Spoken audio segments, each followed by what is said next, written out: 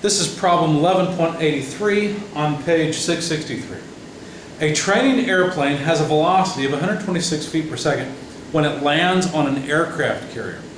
As the arresting gear of the carrier brings the airplane to rest, the velocity and the acceleration of the airplane are recorded. The results are shown, it's the solid curve in the figure, determined by approximate means: A, the time required for the airplane to come to rest, B, the distance traveled in that time. Now, you'll need the figure. The figure looks something like this. You'll notice that acceleration is on the vertical axis and velocity is on the horizontal axis. So really the beginning of the motion is here, where the velocity is 126 feet per second. Is that 26? Yeah, feet per second. So you'll have to refer to the figure. But since there's a continuous curve, what we're going to do is approximate the acceleration as being constant over the various velocity bands. What do I mean? Well, let's see. We want to find A, the time for velocity equals 0, and B, we want to find how much position change there is. Because after all, if there's too much position change, the aircraft goes off the edge of the carrier, right? No good. So during time to rest, to where the velocity equals 0, or during time to V equals 0, let's say it that way. Let me extract some information from the graph. There's 126, 120, 100, 80, 60, 40, 20, and 0. If I look at the corresponding accelerations in feet per second squared, your author has made the graph as a negative acceleration. That's how he's titled it. I'm just going to read off the numbers and put a negative sign in front. So not average, but the dotted line that they've made shows us that between 126 and 20, the acceleration is negative 12 feet per second squared.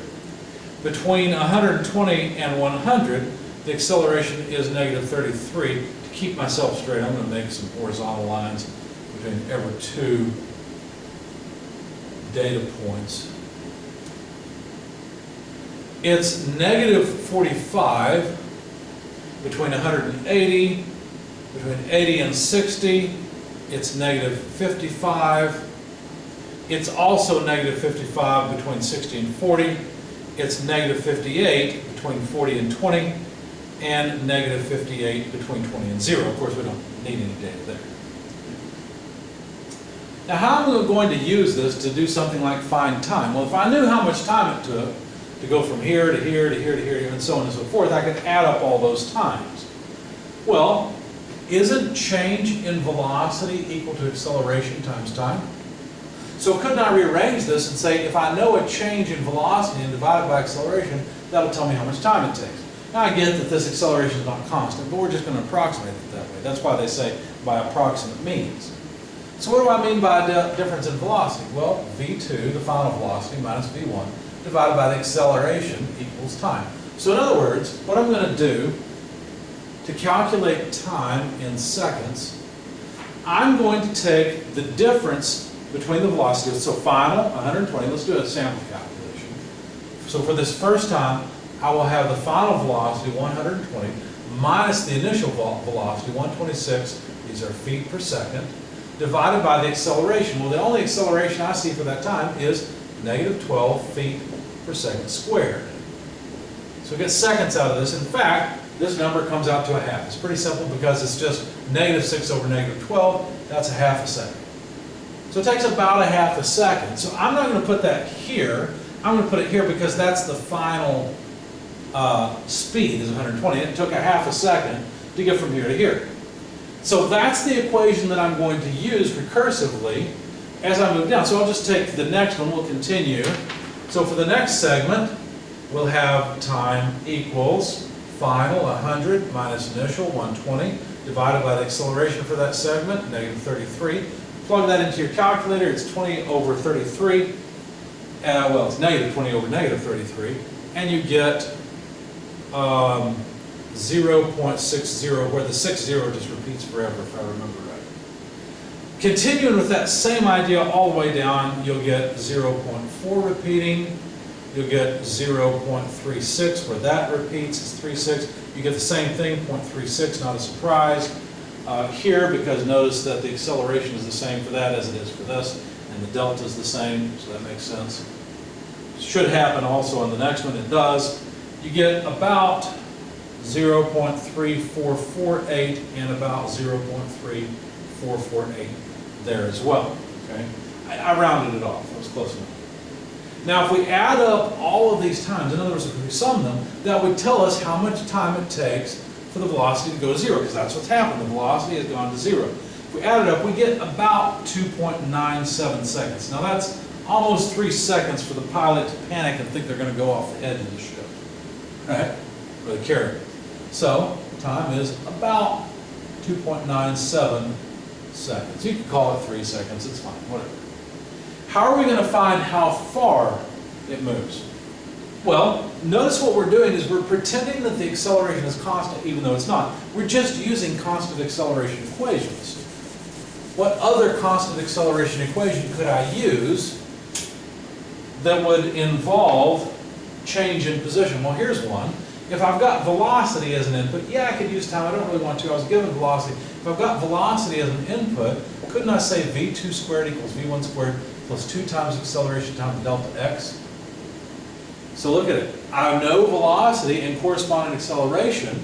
So don't I know that delta x for each segment is equal to v2 squared minus v1 squared, final velocity squared minus initial velocity squared, divided by 2 times acceleration.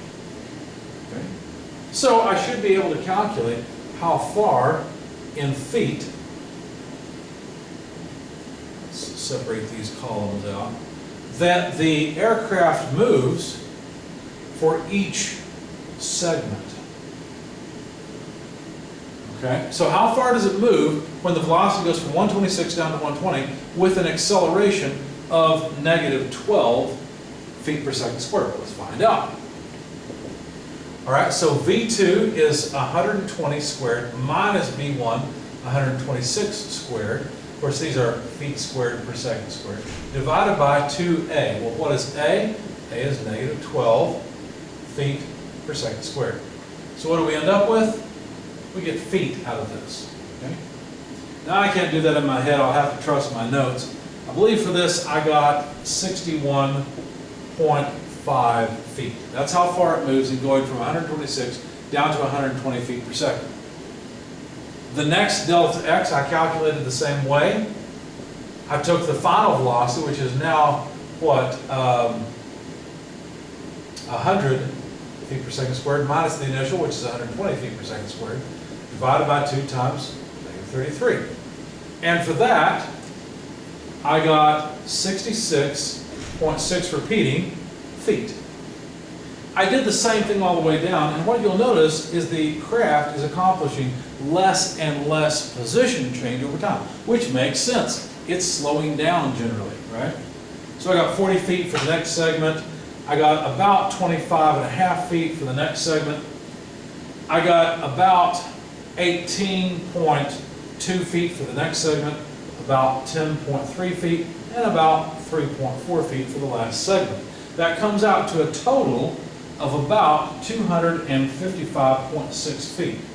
So the amount of distance traveled as the aircraft comes to a halt on the carrier deck is about 255.6 feet. And that answers the question. So it takes about 3 seconds and moves about a total of 250, 260 feet, something like that. Now, another question you might have is how much force is applied to the pilot's body. Of course, this is kinematics. We're not studying force, but certainly you can see the relative accelerations. The acceleration of gravity is 32.2 feet per second squared, right? So the pilot experiences, well, there's a G at least, a little more. There's more than a G. Look at that, 55, 58. Towards the end, the pilot's body actually experiences more and more deceleration or higher deceleration rate. In fact, 32 times 2 is 64, so it's almost 2 Gs that the pilot is pulling. at the end of the capture, the slowdown of the plane. And so I think the acceleration is interesting, just like the time and position are. But there's the answers to the problem.